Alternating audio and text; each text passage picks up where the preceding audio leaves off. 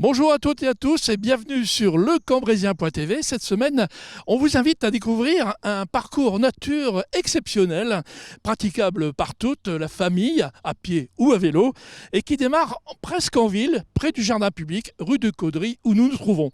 Je vous invite tout simplement à me suivre pour faire cette très belle découverte.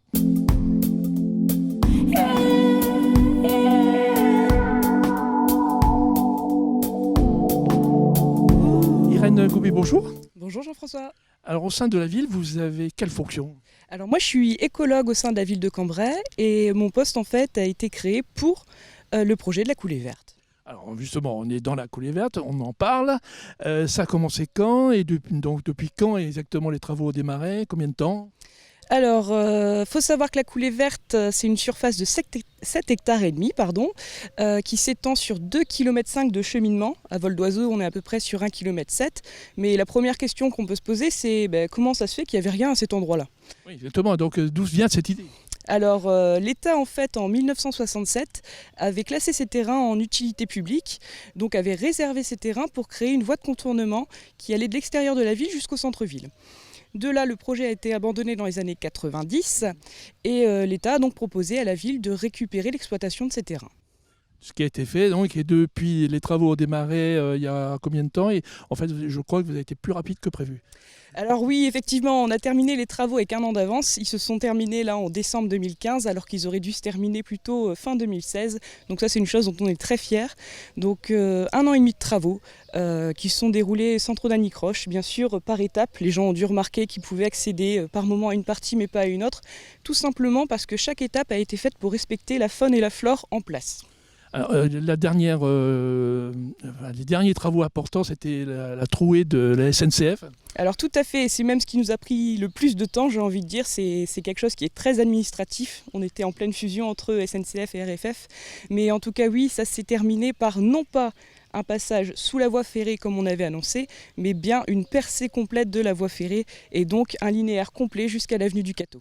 Dernière question, qu'est-ce qu'on se trouve tout au long de ce chemin d'intéressant, des panneaux indicatifs sur la faune, la flore ? Alors on a 5 univers, on va dégrossir par 5 univers. Ici justement la partie où nous sommes, c'est un peu la culture, le verger, c'est la nature cultivée on va dire. Donc il y a la présence de la société Bio-Cambrésis qui fait de la culture justement bio, d'où sa place dans le site qui allait de soi on va dire, pas de problème là-dessus.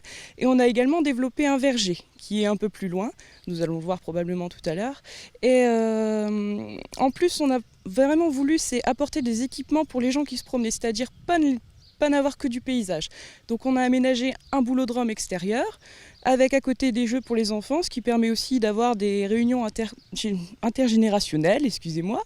Et tout le long du site, vous allez retrouver des petits panneaux pédagogiques qui expliquent ce qui se passe, qu'est-ce qu'on peut voir, pourquoi c'est là et quel est l'intérêt. Bien, mais écoutez Fabienne, le mieux c'est qu'on se promène un petit peu le long de ce chemin et tout de suite on va se retrouver à la fin pour la conclusion, mais tout de suite je vais aller voir Fabienne Guinet qui est la paysagiste qui a conçu un petit peu tout cet espace. Mais cette rencontre a eu lieu il y a quelques jours sous la pluie, vous allez le voir.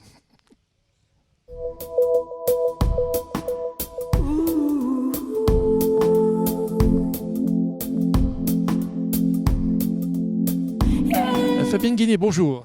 Bonjour Jean-François. Alors vous êtes paysagiste concepteur et vous êtes en charge de ce dossier de la coulée verte depuis son origine, pour la réalisation bien sûr et le suivi des travaux.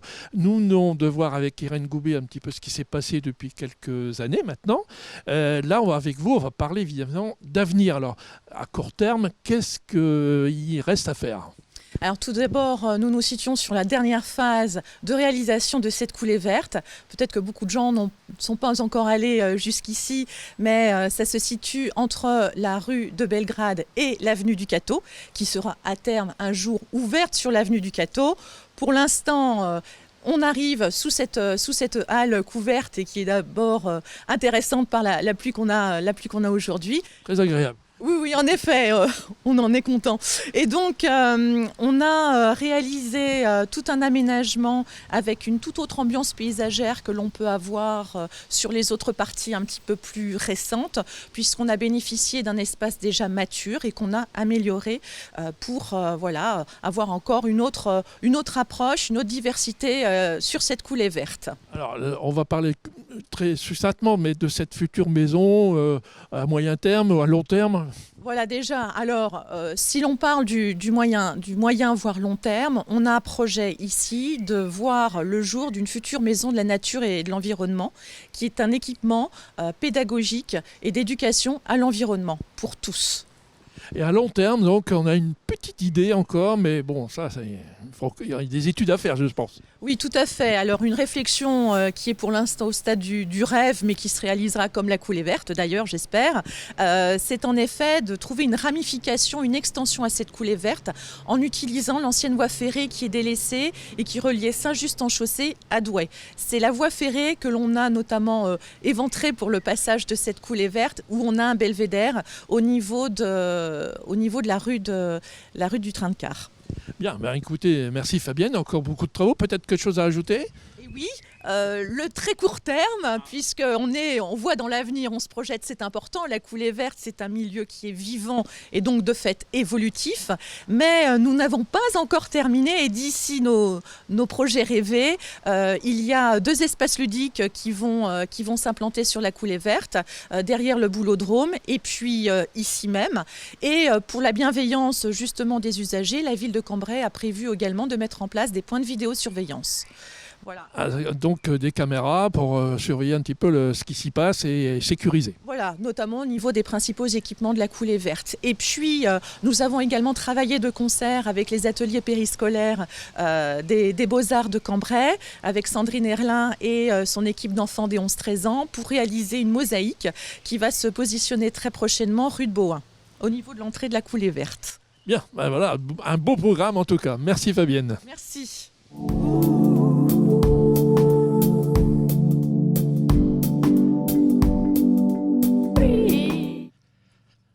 Bonjour. Monsieur, bonjour. Vous êtes ici avec votre chien tenu en laisse. C'est très bien puisque j'ai vu à l'entrée de cette coulée verte qu'effectivement les chiens doivent être tenus en laisse. Qu'est-ce que vous en pensez? C'est très bien, c'est sécurisant lorsqu'on rencontre d'autres personnes qui ont des chiens. Ça évite des bagarres entre chiens, c'est plus sympathique. Alors par contre, vous profitez pleinement de cette coulée verte, vous venez souvent? Régulièrement, le dimanche, le matin, très tôt, ou l'après-midi, c'est vraiment très très agréable. Avec votre chien bien sûr. Bien entendu. Merci, bonne balade. Merci.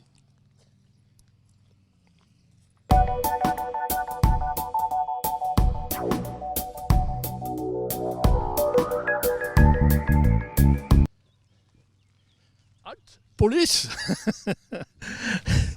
Bonjour, alors vous êtes du service proximité, c'est ça, de la ville? Oui, c'est bien ça. Alors Damien, est-ce que vous venez souvent ici faire des patrouilles? Comment ça se passe? Alors disons qu'on a plusieurs équipes qui tournent une fois par jour minimum, tous les jours, qui se font toute la coulée verte, donc à vélo ou à pied en fonction des jours et des disponibilités. Donc pour un rôle de prévention, de surveillance, de conseil éventuellement si on croise des Cambrésiens qui ont des questions à poser. Et puis aussi l'histoire des chiens, puisqu'on vient de voir quelqu'un avec son chien en laisse. Il faut absolument que les chiens soient en laisse, c'est ça? Voilà, la surveillance impose une tenue en laisse des chiens sur la coulée verte pour des raisons de sécurité évidentes et aussi pour les problèmes de déjection canine qu'on rencontre un peu partout dans Cambrai. Absolument. Alors, vous avez eu des problèmes depuis, non, cette coulée verte, depuis l'ouverture, depuis son départ à aujourd'hui? Il y a déjà eu des petits problèmes d'incivilité? Non, pas tellement de problèmes. Bon, si des jeunes qui ont tendance à se faire remarquer, mais en dehors de ça, non, on est agréablement surpris. Ça se passe relativement bien pour l'instant. Eh bien, merci. Moi, je vous laisse continuer à travailler. Et puis, voilà. Bonne route.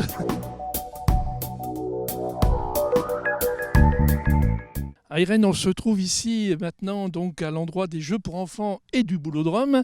Alors tout ça, c'est 7,5 hectares, vous m'avez dit, en plus à entretenir. Comment vous allez faire? Alors tout à fait, c'est assez considérable. Pour l'instant, l'entreprise se charge des entretiens et vont nous faire un relais par tranche, la première partie, la deuxième partie, pour pouvoir permettre à nos services de justement prendre exemple sur ce type d'entretien qui est une gestion différenciée et donc ici en l'occurrence un espace naturel qui se traduit finalement par des fauches tardives, par un minimum de tonte vraiment au bord des chemins pour aérer la vue et du désherbage manuel. Tout ça pour protéger également la faune et les oiseaux. Tout à fait. Il n'y a aucun entrant, il n'y a aucun pesticide sur ce type de milieu. C'est impossible, c'est vraiment contre-indication. Alors, dernière question avant de se quitter déjà. Les utilisateurs, alors, qui peut venir ici ? Alors absolument tout le monde peut venir, tout âge confondu, il n'y a vraiment pas de problème. C'est accessible essentiellement aux vélos, aux piétons. Pas aux 2 roues motorisées, on a des passages sélectifs qui empêchent justement ce type de fréquentation. Un fauteuil peut passer dans les barrières sélectives, il n'y a pas de problème. Et donc c'est vraiment ouvert à tout type de public. On a déjà des clubs de marche qui viennent fréquenter les lieux, on a déjà des écoles qui viennent se promener. C'est pour tous. Et puis aujourd'hui, il fait vraiment très beau pour une fois. Merci Irène en tout cas pour tes explications. Eh bien, on va se quitter tout en images, avec des images par drone de cette coulée verte. Et je vous dis déjà à la semaine prochaine. Bonne semaine à toutes et à tous et place à l'agenda. L'agenda de la semaine, on commence par un peu de musique classique avec le Festival des musicales de Cambrai et des artistes de renom international. Au programme Debussy, Ravel et Poulenc ce soir 8 juillet au théâtre de Cambrai à 20h. Des concerts à suivre au théâtre de Cambrai toujours jusqu'au 14 juillet prochain et 2 concerts en ville à commencer par le musée de Cambrai le dimanche 10 juillet à 11h et à 15h en l'église de Saint-Géry. Pour réserver, rendez-vous tous les jours de concert de 16h à 20h dans le hall du théâtre de Cambrai. Prix des places 15 €, possibilité de s'abonner pour l'ensemble des concerts. Jusqu'au 10 juillet, le service du patrimoine de la ville vous invite aux 25 ans des espaces souterrains de Cambrai. Offrez-vous une plongée extraordinaire dans les sinuosités du sous-sol cambraisien. Concours de photos spécial anniversaire 2016. Pour tout renseignement, contactez l'Office de tourisme de Cambrai au 03 27 78 36 15.